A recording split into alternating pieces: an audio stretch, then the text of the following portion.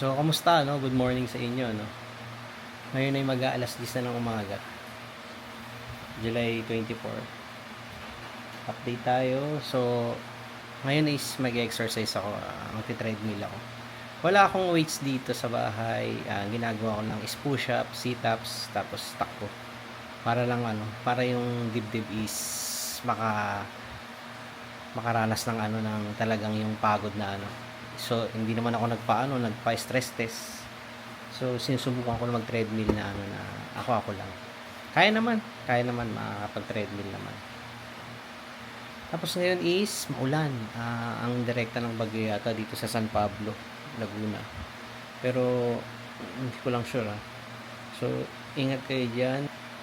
Stay safe. Tapos ayun. Tamang workout muna ako. Ang tawag dito, nag-iiwas na ako sa kanin. So, ang ginagawa ko is nagma-mash potato ako. Gumagawa ako ng mash potato, tapos ayun. Siguro kakain lang ako ng kanin kain lang ako ng kanin sa tanghali. Tapos sa gabi, mash potato na. Tapos salad. Tapos ayun, nagkakamomile pa rin ako. Okay naman. Ang kailangan ko lang talagang practicein is yung lumabas-labas. Hindi ko alam kung ba't natatakot ako. Hindi ko natatakot. Kaya naman. So, kailangan ko ma-practice yun. Tsaka yung mag-drive ng kotse.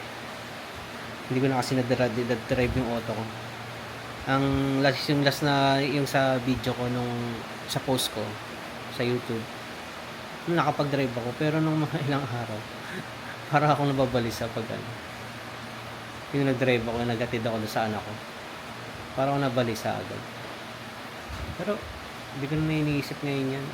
Iniisip ko talaga ngayon makapag-drive. So, makapag-drive ngayon kaso maulan, hindi tayo makakaganon. So, tamang workout lang tayo ngayon. Workout, tapos kain naman. So, iwas kayo sa mga stress. So, kailangan may paglilibangan talaga kayo. So, yun lang. Ingat kayo palagi. Iwas sa hindi kayo papambon.